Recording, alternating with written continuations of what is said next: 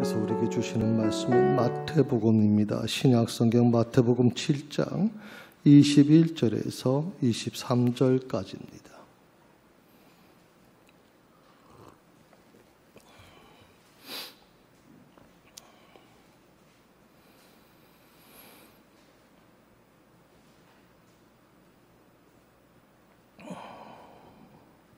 다 자셨으면 자리에 일어나셔서 하나님의 말씀을 들으시기 바랍니다.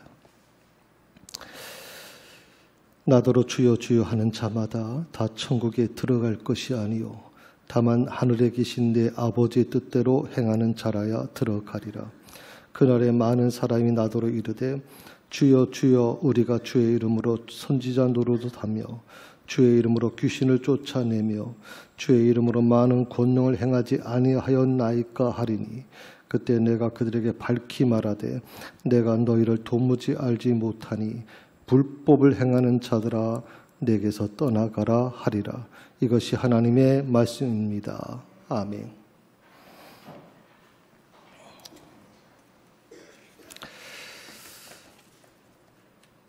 성도들 중에 이런 질문을 해오는 분들이 있습니다. 목사님, 신앙생활을 잘하려고 하면 어떻게 해야 될까요? 신앙생활을 잘하는 방법이 뭡니까? 비법을 좀 알려달라는 겁니다. 비법. 결론적으로 제가 말씀을 드린다면 하나님의 뜻을 잘 아는 것이다, 이렇게 말씀을 드립니다. 하나님의 뜻을 알아야 된다. 지난 주간에 저희 큰아들이 이제 10월에 결혼하기 때문에 결혼하게 되면 가족끼리 같이 만나기가 쉽지 않죠. 그래서 결혼하기 전에 그러면 이번 휴가에 마지막으로 여행을 같이 가자, 가족끼리.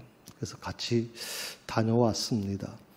운전을 항상 우리 큰아들이 운전을 하는데 큰아들이 묻습니다. 아빠, 어떤 음식을 드시고 싶으세요? 제가 이제 대접할 텐데 어떤 음식을 드시고 싶으세요? 이렇게 물어봅니다. 저 역시도 그렇게 얘기를 하죠. 괜찮아. 너가 원하는 대로 음식점 가면 돼. 아닙니다. 아빠가 원하시는 걸 얘기해 주시면 제가 그 음식점을 모시고 갈게요. 사실 우리 인간관계 속에서도 자식은 아버지의 뜻이 뭔지를 알고 싶은 거죠. 부모의 뜻이 뭔지를 알고 싶죠. 그게 중요한 부분입니다. 우리가 하나님의 자녀라고 하면 하나님의 뜻이 뭔지를 알아야 됩니다. 내 마음대로, 내가 생각대로 하면 불효자가 되는 거죠. 부모의 뜻을 우리가 알려고 하는 것처럼 우리가 하나님의 뜻을 아는 것이 신앙생활을 하는데 아주 중요하다 하는 것입니다. 지금까지 우리가 보통 알고 있던 이 하나님의 뜻을 아는 방법이 몇 가지가 있었어요. 그 첫 번째가 이제 기도라고 하는 거예요. 그래서 우리가 지금까지 우리 기도 열심히 해야 됩니다. 기도하셔야 됩니다. 새벽 기도 나와서 기도하십시오. 여러 가지 기도에 대한 부분을 우리가 많이 들었어요. 그런데 기도라고 하는 것이 우리 기독교만 있는 게 아니죠. 불교에서도 다른 종교에서도 기도라는 게 존재하고 있고요. 또 기도라고 하는 것은 완전하지는 못해요. 기도를 통해서 하나님의 뜻을 완전히 알 수 있는 길은 사실은 그렇게 많지 않습니다. 왜냐하면 사람마다 다 다릅니다. 어떤 사람은 꿈을 통해서 하나님의 뜻을 안다고 하는 사람도 있고, 어떤 사람들은 또 마음에 어떤 감동이 오기 때문에 이것이 하나님의 뜻이라고 얘기하는 사람도 있을 것이고, 어떤 분들은 기도 중에 비몽사몽간에 환상을 봤다고 하는 분도 계실 거고. 그렇기 때문에 이 기도라고 하는 것이 물론 중요하지만 이것이 100% 완전하지는 않다 말씀을 제가 드릴 수 있어요. 두 번째가 뭐냐면 하나님의 뜻을 알 수 있는 방법 중에 하나가 목사님의 설교입니다. 담임 목사의 설교나 무슨 교육자의 설교를 통해서 우리가 알 수는 있죠. 그러나 물론 우리 성도들 중에 나가시면서 목사님 어떻게 제 사정을 아시고 그렇게 오늘 설교를 하셨는지 모르겠습니다. 그래서 무슨 말씀이세요? 제가 지금 오늘 굉장히 힘들었거든요. 근데 오늘 목사님이 저를 위해 준비해 주신 것 같아서 너무 감동을 받았습니다 하고 나가시는 분이 계세요. 물론 그런 분들에게는 굉장히 큰 은혜가 되겠지만 목사의 설교가 그분에게만 맞춰준 설교를 하는 거 아니거든요. 그렇기 때문에 이 목회자의 설교가 담임 목사의 설교가 반드시 100% 완전한 하나님의 뜻이다라고 저는 말씀드리기는 어렵다고 생각을 해요. 세 번째가 가장 중요하죠. 바로 성경입니다. 하나님의 뜻을 완전하게 할 수 있는 것이 바로 성경입니다. 그래서 성경을 우리가 많이 읽어라, 성경 통독해라, 성경을 공부하셔야 됩니다. 수없이 얘기합니다만은 문제는요, 성경을 아무리 열심히 읽어도 이게 잘 이해가 안 되거든요. 무슨 말인지 잘 모르겠는 거예요. 아니, 목사님 저도 40년 동안 이거 하고 있는데도 불구하고 쉽지 않은데 우리 성도들이 쉽겠습니까? 성경을 읽어야 된다는 것은 분명히 알겠는데 성경을 읽어도 무슨 말인지 이해하지 못한단 말이에요. 그래서 우리는 하나님의 뜻을 알기가 힘들어요. 자, 왜 그럴 수밖에 없을까? 저는 두 가지 이유를 생각을 해봤어요. 그 첫째가 뭐냐면 성경이 기록한 목적이 있기 때문에 그래요. 그 기록한 목적이 뭐냐면 바로 구속사라고 하는 것인데, 신학적인 용어로는 좀 어렵게 생각을 하실 겁니다. 그래서 이 구속사라는 게 뭐냐면 우리가 보통 성경을 구약과 신약 두 가지로 우리가 생각을 보통 합니다. 거기에 원래는 하나 더 첨부가 되죠. 그게 바로 계시록입니다. 구약은 예수님께서 오실 것이다라고 예언한 책이죠. 신약은 예수님께서 오셨다는 겁니다. 그리고 예수님께서 어떻게 우리를 위해서 죽으셨고 부활하셨는가를 자세히 기록한 책입니다. 그리고 계시록은 앞으로 예수님께서 다시 재림하실 것이다라고 하는 것을 우리에게 말씀해 주고 있는 거죠. 그렇기 때문에 구약과 신약이 별개의 책이 아니라 구약과 신약은 바로 하나가 연결되어 있죠. 계시록까지 연결되어 있습니다. 그게 뭡니까? 바로 예수 그리스도라고 하는 분입니다. 그게 바로 구속사라고 하는 거거든요. 이걸 알지 못하는 분들은 성경 아무리 많이 읽어도 이해를 못하겠는 거예요, 도저히. 그러니까 이 부분을 우리가 좀 이해해야 될 필요가 있어요. 성경에 기록된 목적이 있다는 거. 자, 그 목적을 우리가 알지 못하면 성경을 읽어도 무슨 말인지 잘 모르겠다 하는 얘기가 나오는 거고, 두 번째가 뭐냐면 성경은요, 이 중요한 겁니다. 사람의 결정과 선택을 위해 기록된 책이 아니에요. 성경은 사람의 결정과 선택을 위해 기록된 책이 아니다. 무슨 말이냐면 보통 책들을 보게 되면 그 책을 쓴 그 목적이 있어요. 보통 그 책은 독자들을 위해서 보통 쓰게 됩니다. 독자들을 위해서.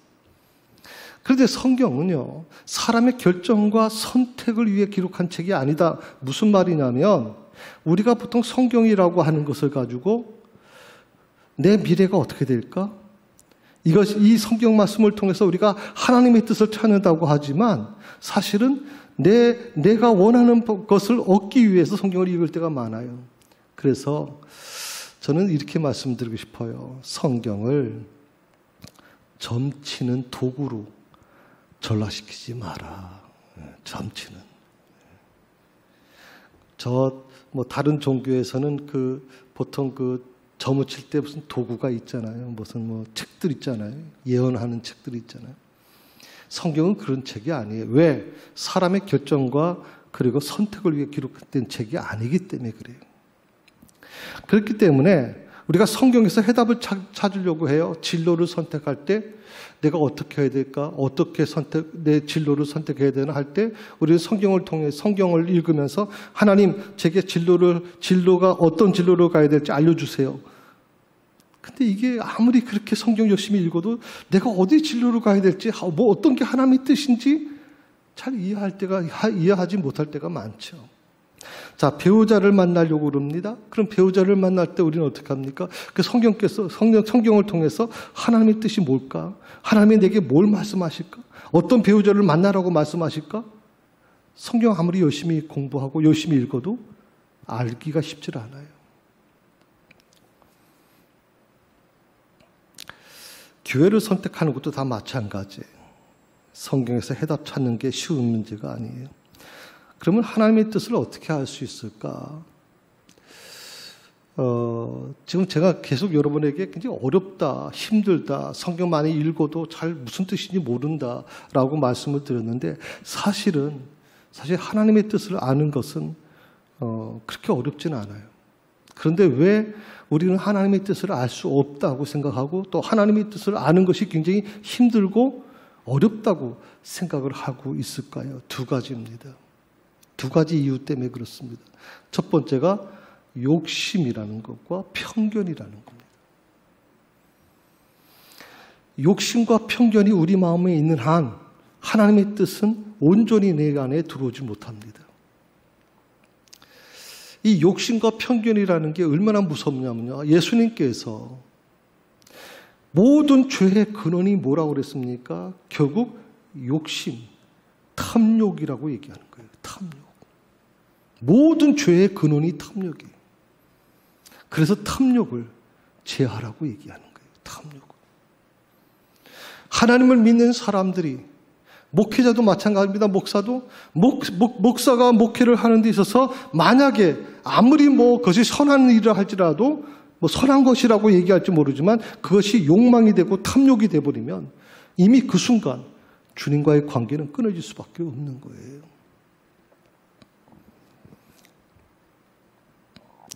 그 욕심과 편견이 하나님의 음성을 듣지 못하게 만들어요.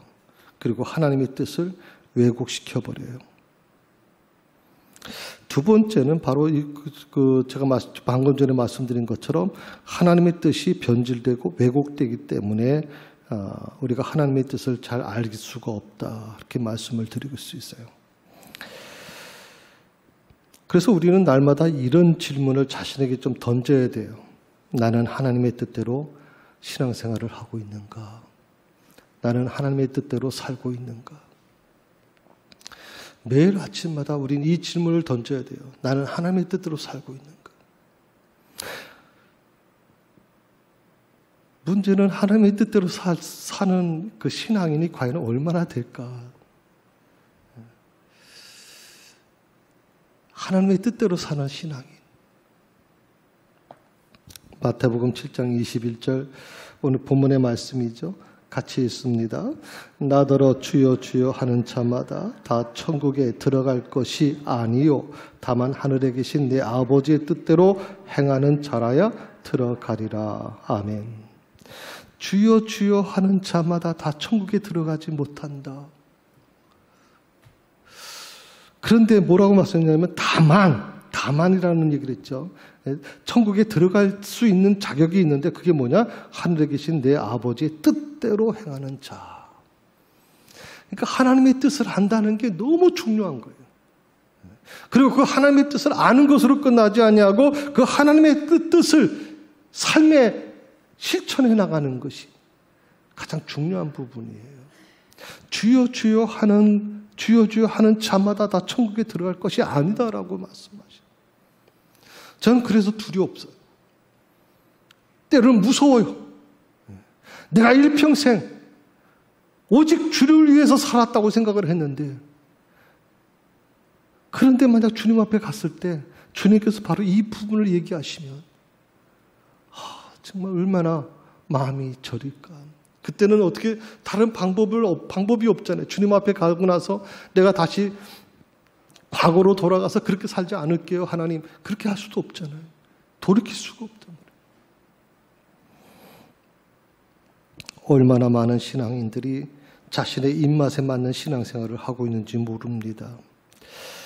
입맛에 맞는다는 게 참 중요합니다. 입맛에 맞는 게. 저는 보통 식사를 할 때 그 한정식을 참 좋아합니다.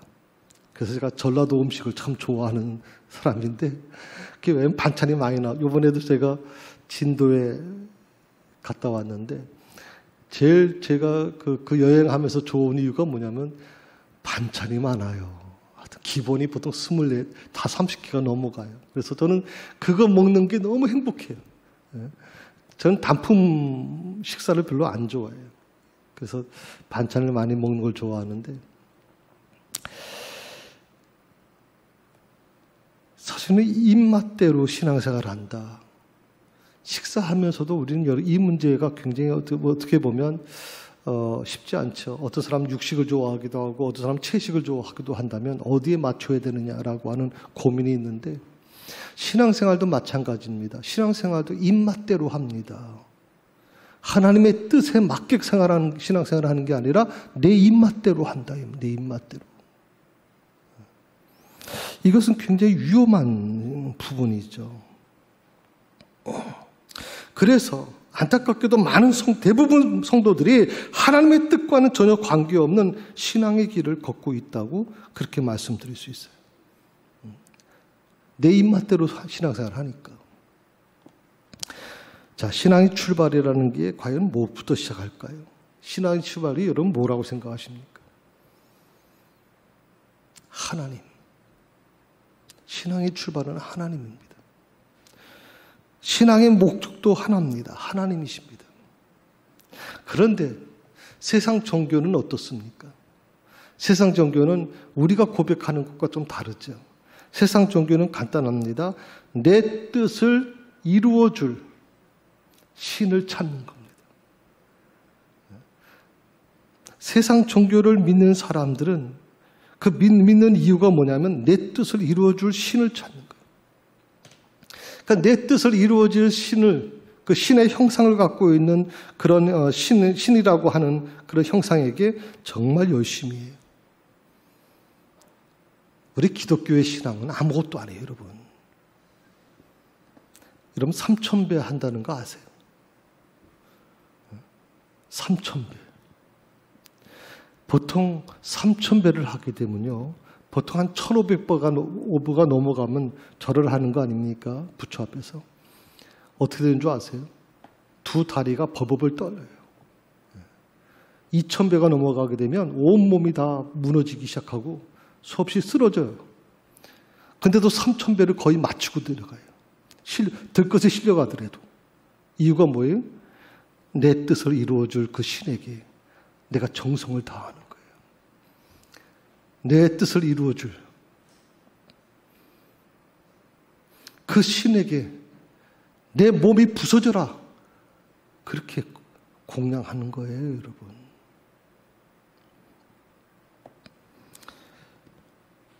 이런 마음, 이런 그 신앙을 갖고 있는 분들, 이 세상 종교는요, 그래서 선행 많이 해요. 왜 기독교는 선행을 안 하고 왜 다른 종교는 선행도 많이 하는데 왜 기독교는 왜 그렇습니까? 라고 하는 사람들이 얘기할지 모르는데 선행을 많이 해요. 왜? 선행을 많이 할수록 신이 내 뜻을 이루어준다고 생각하기 때문에. 기부도 많이 해요, 여러분. 몸으로 하는 봉사활동도 열심히 하러 다녀요. 이렇게 하는 이유가 뭐예요? 신이 내 뜻을 이루어줄 것이라고 믿기 때문에 그래요. 내 뜻을.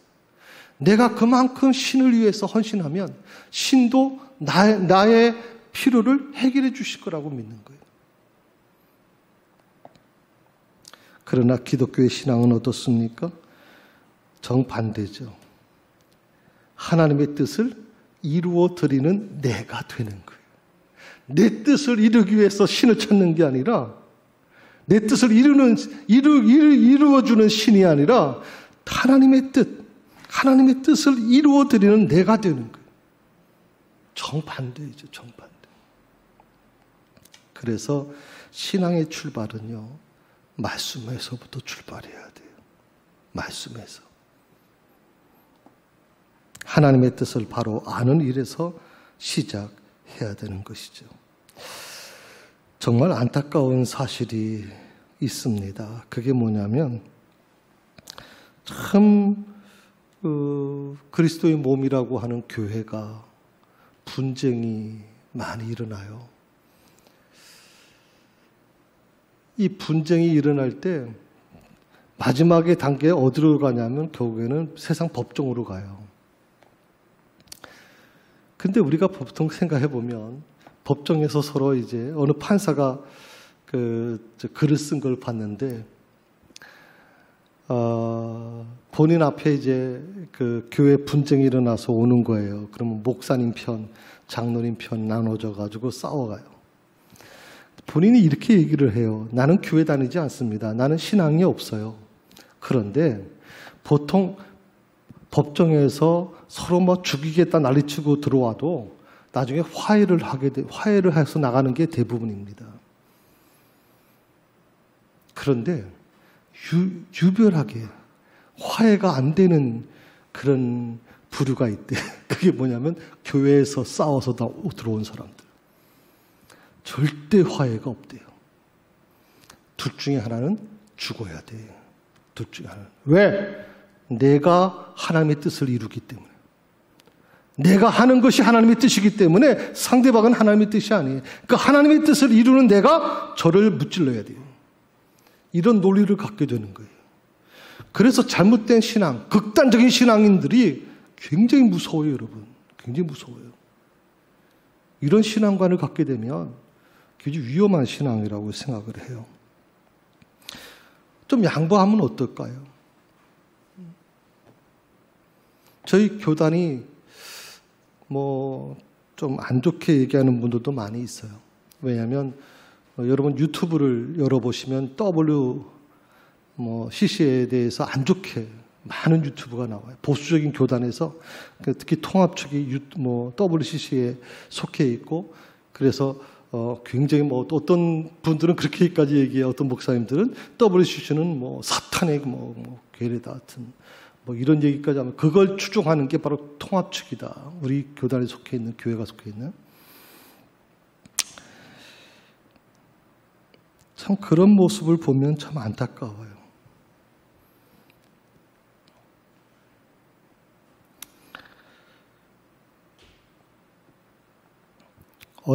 저희 교단에서도 갈등이 일어나는 교회가 좀 있었어요. 어떤 교회는 10년간 싸운 교회도 있고 어떤 교회는 한 2, 3년간 정말 아주 험하게 막 다툰 적이 있어요. 그런데 놀랍게도 마지막에는 아름답게 화해가 이루어졌어요. 그래서 교회를 장악하고 있던 그 쪽에서 그 교회를 담보로 해서 다른 교회를 세울 수 있도록 그래서 서로 싸우던 그 상대방이 교회를 그 건물을 가지고 예배를 드릴 수 있도록 그리고 이름도 어느 교회 제2교회로 그리고 서로 막 나중에 화해하는 그 자리 화해하는 그 예배를 드리면서 서로 껴안고 울면서 미안합니다.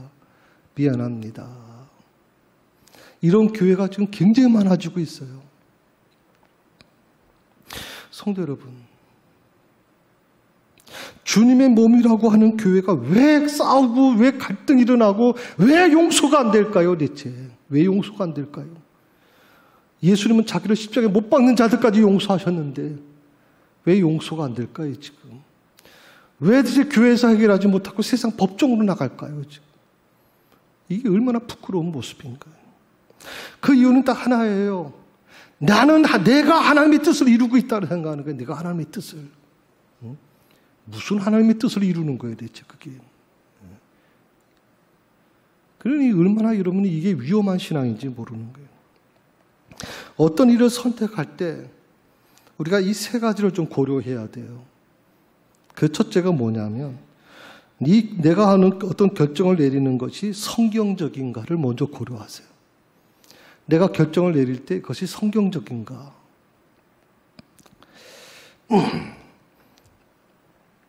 하나님은 반드시 성경을 통해서 말씀하셨어요. 그리고 지금도 말씀하세요. 그리고 앞으로도 성경을 통해서 말씀하실 거예요. 수천 년 동안 수많은 사람들의 저자에 의해서 만들어진 이 성경이 수많은 사람들이 이 성경을 어떻게든지 파괴시키려고 몸부림쳤어요. 얼마나 많은 사람들이 이 성경을 파괴시키려고 했는지 몰라요. 그럼에도 불구하고 이 성경은 2000년 동안 한 번도 흔들림 없이 오늘까지 왔어요, 여러분. 그 이유가 뭐냐면 하나님의 뜻이 바로 이 성경에 있기 때문에 그래요. 성경을 통해서만이 하나님의 뜻을 알 수가 있거든요.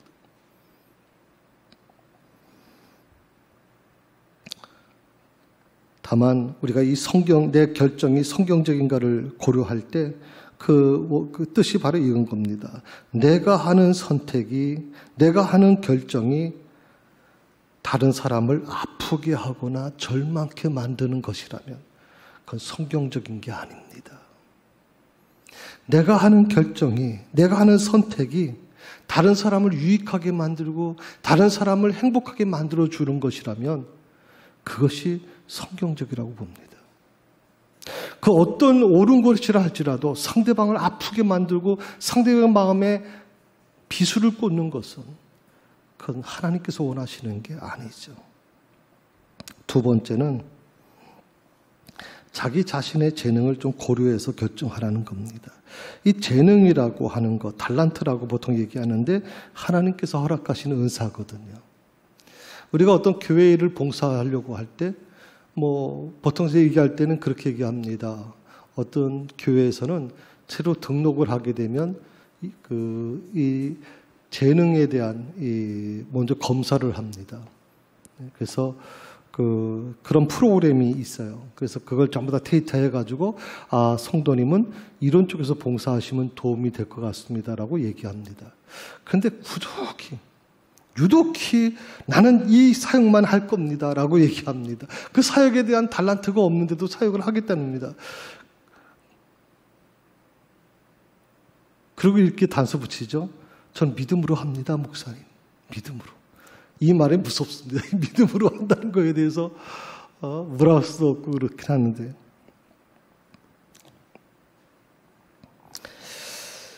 물론 믿음으로 하는 것도 중요하지만 한 가지 기억해야 될 것은 결정은 하나님께서 자신에게 허락하신 한도 내에서 결정하는 게 바람직하다고 생각을 해요. 세 번째로 하나님의 뜻에 맞는가를 먼저 물으세요. 어떤 결정을 내릴 때 이게 하나님의 뜻에 맞는가 먼저 물으세요. 하나님은요, 세상 어느 누구보다도 신뢰할 수 있는 분입니다. 아멘? 하나님은요, 정말 이 세상 어떤 것보다도 신뢰할 수 있는 분이에요.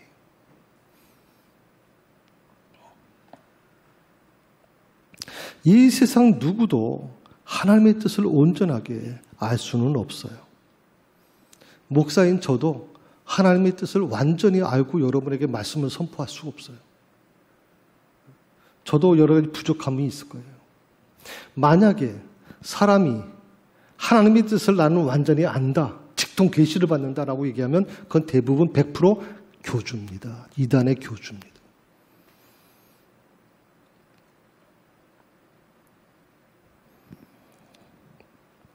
그러나 우리가 하나님의 뜻을 우리가 알려고 할 때 성경을 읽고 깊이 묵상하게 되면 완전하지는 않지만 하나님의 뜻을 부분적으로는 발견할 수 있습니다. 사도 바울은 뭐라고 얘기하냐면 마치 지금 우리가 이 땅에서는 거울로 보는 것처럼 희미하지만 희미하게나마 볼 수 있지만 우리가 나중에 주님의 나라에 가게 되면 거울 깨끗하게 서로 대면해 볼 것이다라고 말씀하고 있잖아요. 자, 성경에서 말하는 하나님의 뜻이 뭘까요? 주어진 환경 속에서 말씀을 실천하는 겁니다. 말씀 실천. 우리 기독교인들이 제일 문제가 뭐냐면 입이 살아있는 거예요. 믿지 않는 사람들이 다 여러분 아마 주변에서도 그렇게 생각할 거예요. 기독교인들 말 잘한다.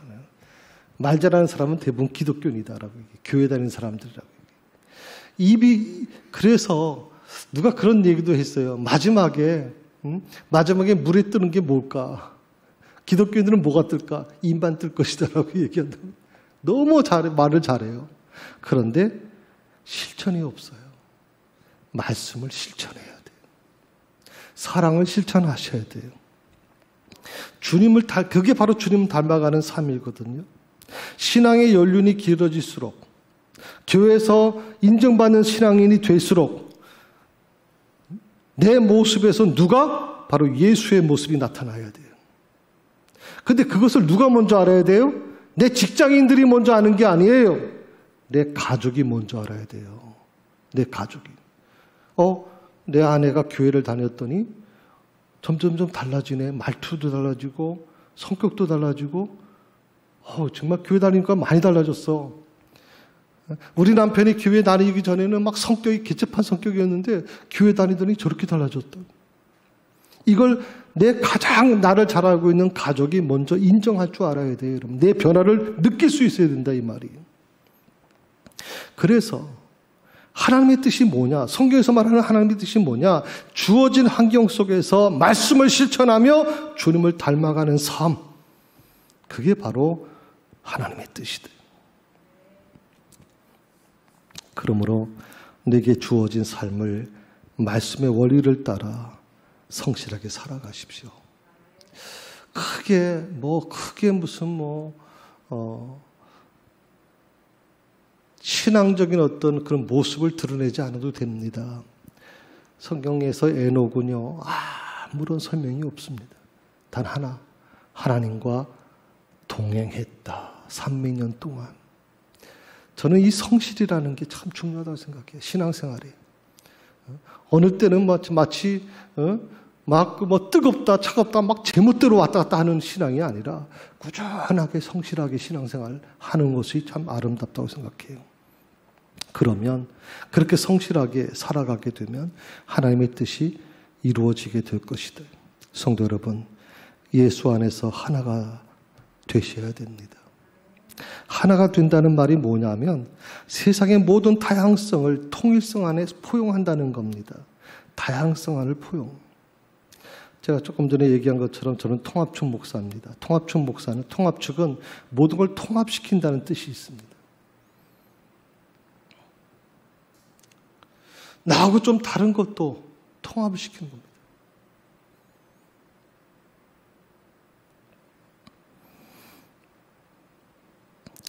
좀 그래야 된다고 생각해요.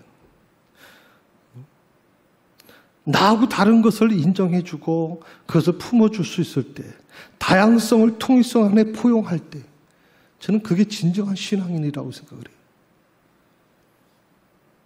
하나님은 어떤 것도 획일적으로 하나가 되는 것을 원치 않으세요.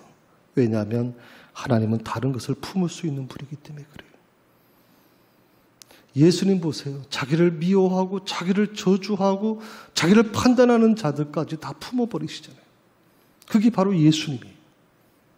그 예수님을 믿는 사람들이 가는 곳마다 그 복음이 전달되어지는 곳마다 무엇이 달라집니까? 다름을 인정해 주는 겁니다. 색깔이 다르고 성격이 다르고 또 인종 자체가 달라도 다 포용해 버리는 겁니다. 이게 바로 기독교의 나라가 갖고 있는 아주 중요한 부분이거든요. 주님께서 12제자가 하나가 되기를 위해서 기도하셨습니다. 아버지와 내가 하나인 것처럼 저들도 하나가 되게 하여 주옵소서. 그 하나가 된다는 게 뭘까요? 자, 두 가지가 있는데 하나는 그들의 성격, 제자들의 성격이나 행동이 하나가 되는 것을 말하는 게 아닙니다. 하나가 되라니까 베드로가 성격 버리고 요한처럼 되라는 것도 아니고요. 베드로는 죽을 때까지 다혈질 성격을 갖고 있었어요. 그리고 뭐예요? 정의를 위해서 목숨을 버리는 사람이에요. 그런데 그가 예수님을 만났고 그 예수님을 만나서 물론 일부 보완이 됐지만 그러나 예수님은 그 베드로의 성격을 잘못했다고 얘기하지 않으셨어요. 그걸 통해서 복음이 또 다르게 확산되길 바라셨고 또 요한 여러분 아시는 것처럼 베드로하고 정반대 성격이에요. 사랑이 많고 정적이고 굉장히 아주 침착한 사람이거든요. 그런 사람도 예수님께서는 또 다른 하나님의 복음의 도구로 쓰셨단 말이죠. 도마처럼 의심이 많은 도마? 그러나 도마가 여러분 아시는 것처럼 인도의 대단한 복음의 역할을 감당했거든요. 그러니까 하나가 되라는 것은 그들의 성격이나 행동을 하나로 만들라고 하는 게 아니, 그 성격과 행동은 그대로 유지될 수 있지만 그 유지되는 것을 가지고 서로가 포용해야 된다. 그게 바로 교회다라고 하는 거예요. 그리고 믿음과 성령 안에서 하나가 되는 것을 말합니다. 하나님이 받아들이지 못할 다름이라는 것은 존재하지 않습니다. 하나님은 그 어떤 다름도 용납하십니다. 그러므로 조금만 달라도 못 견디는 이 내 작은 내 잣대로 하나님의 뜻을 분별하고 하나님의 뜻을 판단하는 것은 멈춰야 돼요. 나는 그게 불쌍해요. 뭐 신앙에 대해 하나님에 대해서 비판적인 신앙을 갖고 있는 사람, 기독교에 대해서 비판적인 성격을 갖고 있는 사람 충분히 저는 받아들여요. 그럴 수 있다고 생각해요. 그러나 그 자신을 생각해 보세요. 자기 자신을 얼마나 잣대가 적어요. 아주 작은 잣대 가지고 감히 하나님에 대해서 판단하고 교회에 대해서 판단하는 게 옳은 것인가. 바울은 하나님의 뜻을 아는 방법을 이렇게 알려주고 있어요. 우리 데살로니가전서 5장 16절에서 18절까지 말씀인데 한번 같이 읽어봅시다. 이게 하나님의 뜻을 아는 방법이거든요. 같이 씁니다. 항상 기뻐하십시오. 쉬지 말고 기도하십시오. 모든 일에 감사하십시오. 이것은 그리스도 예수님 안에서 여러분을 위한 하나님의 뜻입니다. 기뻐하라, 기도하라, 감사하라.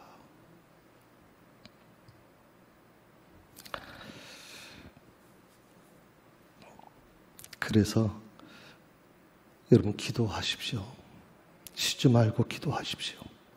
멈추지 말고 주님을 생각하라는 겁니다. 말씀을 붙들고 묵상하라는 겁니다. 그렇게 한 주간 살아보면 어떨까? 한 주간. 요즘에 뭐 사회적 거리두기도 4단계 넘어가서 이제는 뭐 우리가 다니는 것도 힘든데 그런 부분을 생각하면 한 주간 좀 기도하면서 주님께 붙들고 살아갔으면 좋겠다. 그러면 제일 먼저 나타나는 게 뭐냐면 하나님의 마음이 조금씩 느껴지기 시작해요. 하나님의 마음이. 성경을 읽으면 성경에 기록된 사건들이 내 안에서 들어오기 시작해요. 내 안에. 저는 이 중3 때 제가 목사가 되기로 결정을 했어요. 어느 집회에 참여했다가 목사가 되기로 결정했어요. 그때부터 제가 성경을 이제 읽은데 매일마다 성경을 읽을 때 그 성경의 어떤 사건을 접해요. 야곱이라든지 요셉이라든지 요셉이 형제들에게 배신돼서 끌려가서 노예 생활을 하는 그 과정을 저는 잠을 자기 전에 드러넣어서 그것을 연상을 합니다. 그리고 그 요셉이 내가 주인공이 되는 것처럼. 그래서 어떨 때는 밤새도록 잠을 못 자고 막 허우적거리면서 깰 때도 있었어요. 제가 왜 이 말씀을 드리냐면 성경을 하나의 사건의 지식이 아니라 저는 몸으로 그걸 느꼈어요. 몸으로. 체험을 했다고. 성경은 그렇게 여러분이 읽으셔야 돼요. 그렇지 않으면 성경이 어려울 수밖에 없는 거죠. 골고다에서 그 아들 예수를 십자가에 못 박게 하신 그 하나님의 마음이 어땠을까? 그렇게 생각하는 사람이 별로 없어요. 우리가 이 고난주간을 보낼 때 보면 대부분 예수님이 얼마나 아프셨을까? 찬양을 보시게 되면 전부 다 예수님에게 초점을 맞춰요. 얼마나 아프셨을까? 그런데 그 아들 예수님을 십자가에 내던지면서 십자가에 달리게 하시면서 그걸 지켜봐야 했던 아버지 하나님의 마음은 어땠을까? 그 아버지 하나님 마음. 그것을 외면할 수밖에 없는 엘리 라마 사막다니 하나님 어찌 나를 버리십니까? 라고 그렇게 울부짖는 예수님을 위해 바라보면서 고개를 돌릴 수밖에 없던 하나님의 마음, 아버지의 마음을 여러분 느끼십니까? 그러면요 성경을 읽으면서 눈물 없이는 읽을 수가 없는 거예요. 눈물 없이는. 나를 위해서 하나님이 그런 결단을 내리셨다는 게 너무 감격스러운 거거든요.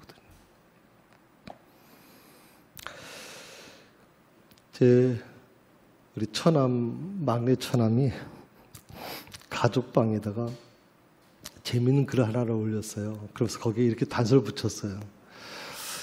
읽으시면서 생각하고 읽지 마시고 그냥 편하게 읽으세요. 그래서 좀 올렸는데 그 내용이 코로나 바이러스에 대한 내용이에요. 그래서 어떻게 기독교적인 입장에서 재해석했는지를 한번 보시고 한번 좀 다시 한번 묵상했으면 좋겠습니다. 한번 읽어주시겠습니까? 하늘에 계신 우리 아버지, 우리가 얼마나 그 짓에 막말을 많이 하고 살았으면 입을 마스크로 틀어막고 살라 하시겠습니까? 우리가 얼마나 서로 다투고 시기하고 미워했으면 거리를 두고 살라 하시겠습니까? 우리가 얼마나 손으로 나쁜 짓을 많이 했으면 어딜 가나 손으로 소독하라 하시겠습니까? 우리가 얼마나 열 올리고 살았기에 가는 곳마다 체온을 체크하고 살라 하시겠습니까? 우리가 얼마나 비밀스럽게 다녔으면 가는 곳마다 연락처를 적으라고 하시겠습니까? 반성하며 잘 살겠습니다. 노여움을 거두시고 자비와 사랑이 넘치는 행복한 세상으로 인도하여 주십시오. 이대로 살다가 삥 돌겠습니다. 참, 또 코로나 이 방역 지침을 또 그렇게 해석을 했어요. 그래서 똑같은 어려움입니다. 지금 우리 모두가 다 힘들고 어렵습니다. 사실 어떻게 보면 오늘 예배를 드릴 수 있다는 것도 감사스럽죠. 감격스럽습니다. 전 그래서 우리 총회장님이 총회장 서신이 왔습니다. 거기 서신에 보면 지역에 감염을 방지하기 위해서 가급적 예배를 비대면 예배로 드리십시오. 그겁니다. 비대면 예배로 영상으로 하는 비대면 예배를 드리라. 그런데 놀랍게도 이번 주간에 한 판사가 놀라운 결정을 내렸습니다. 백화점을 열면서 교회 문을 닫는 것은 기본권을 박탈하는 것이다. 그래서 이것 때문에 남양주시에서도 일부 대면으로 그리고 성도들도 참여할 수 있다 하는 그 양보를 했습니다. 우리가 어떤 것을 바라보면서 좀 불평불만보다도 원망보다도 이렇게 하면서 그렇구나. 우리가 얼마나 입으로 잘못됐으면 또 우리가 손으로 얼마나 잘못했으면 손 씻기를 시키고 사회적 거리를 두게 하시는가. 늘 그거 생각하시면서 좀 물론 좀 웃으라고 하는 얘기지만 그러나 좀 마음에 그런 찔림이 옵니다. 기도하십시다. 주님, 하나님의 순종한 은혜를 구합니다. 주님, 기도함으로 하나님의 뜻을 온전히 구하고 순종하게 하여 주옵소서. 주여, 모든 일을 주 안에서 순종하게 이루어지는 삶을 살아가고 싶습니다. 기도를 쉬지 않게 하여 주옵소서. 기도는 하나님을 일하게 하심을 잊지 않게 하여 주옵소서. 저에게 순종한 은혜를 허락해 주옵소서. 예수님의 이름으로 기도드립니다. 아멘.